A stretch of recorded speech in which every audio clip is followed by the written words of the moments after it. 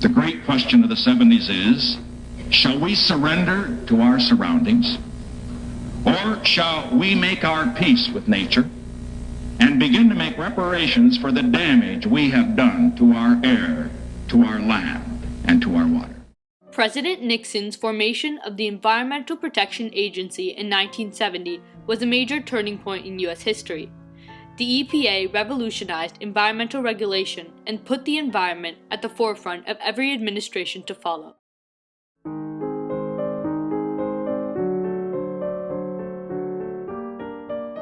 In the 1960s, the explosion of urban and industrial development created an unprecedented rise in pollution, which had detrimental impacts on human health and the environment.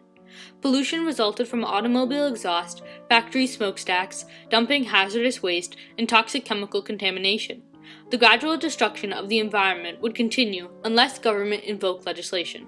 We had two constituencies coming together that previously had operated separately.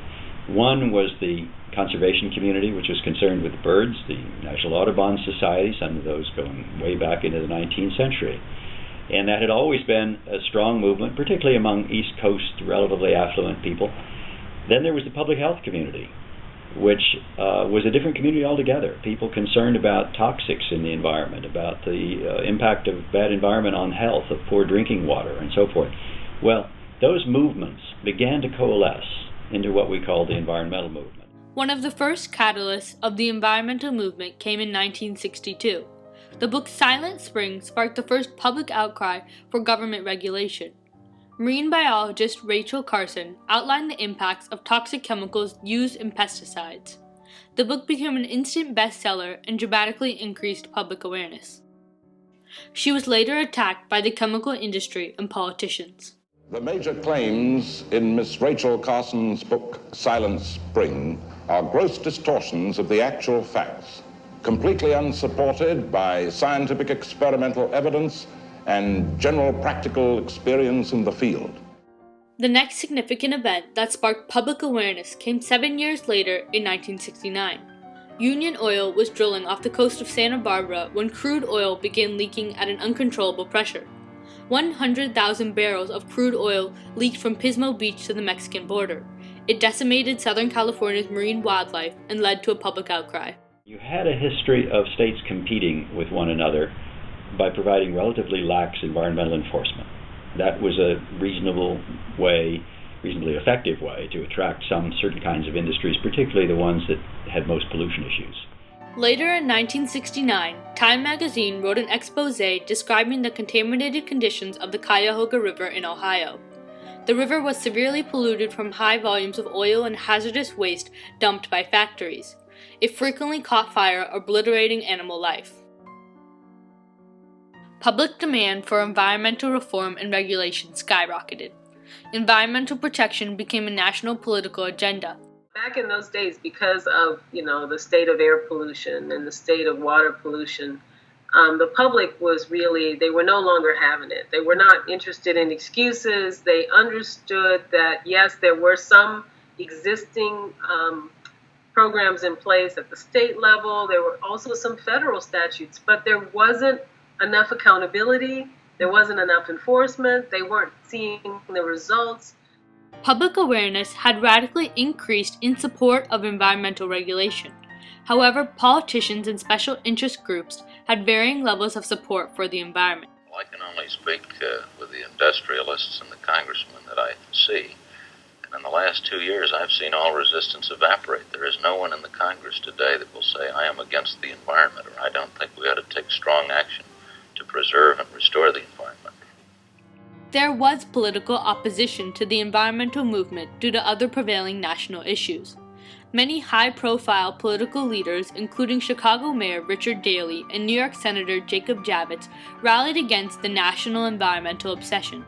But this fight against environmental and physical pollution is so popular that it will tout us off, to use a New York phrase, it will tout us off the long-standing and at least equally vital effort to deal with poverty, alienation, racial tensions, the gross inadequacy of health services, education, housing, and intelligent population control.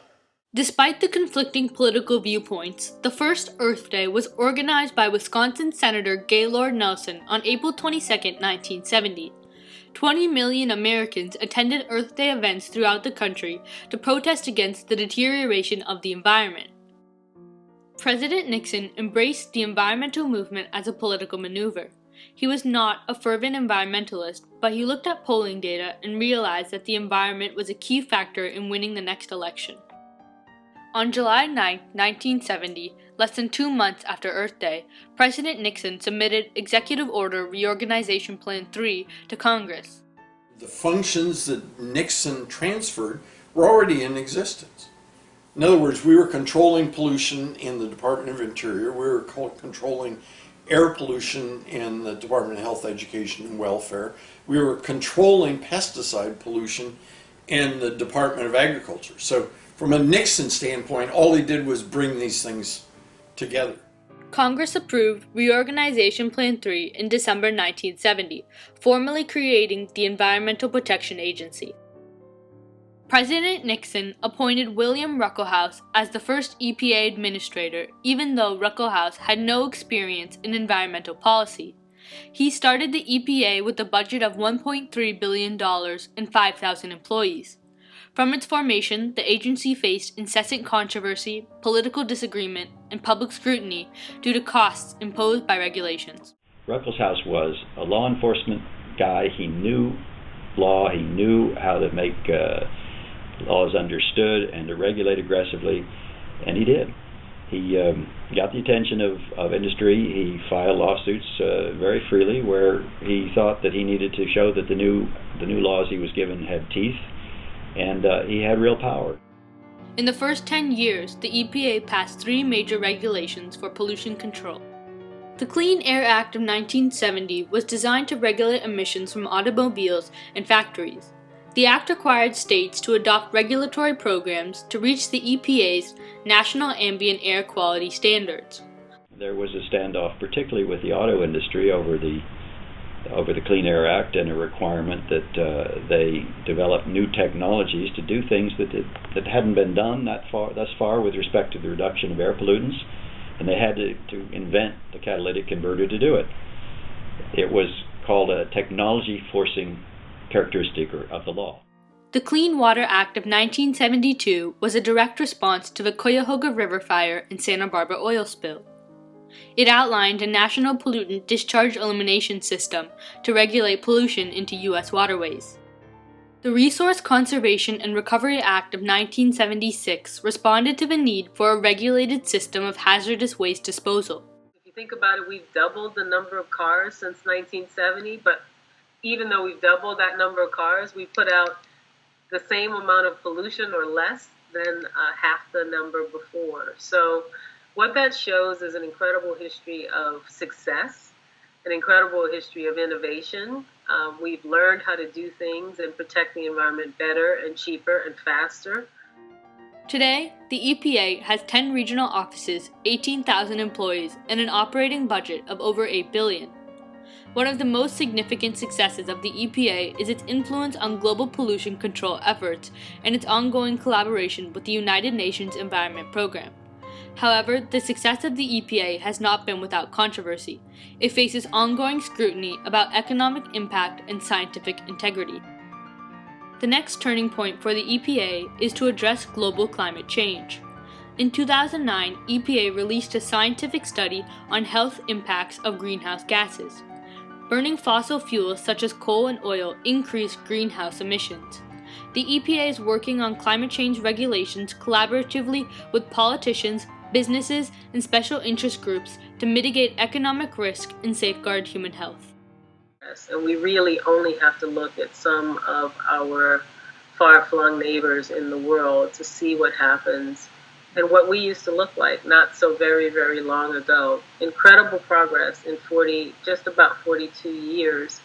And it's probably one of the most successful government programs ever, and probably one of the most cost-effective things the American people have ever done.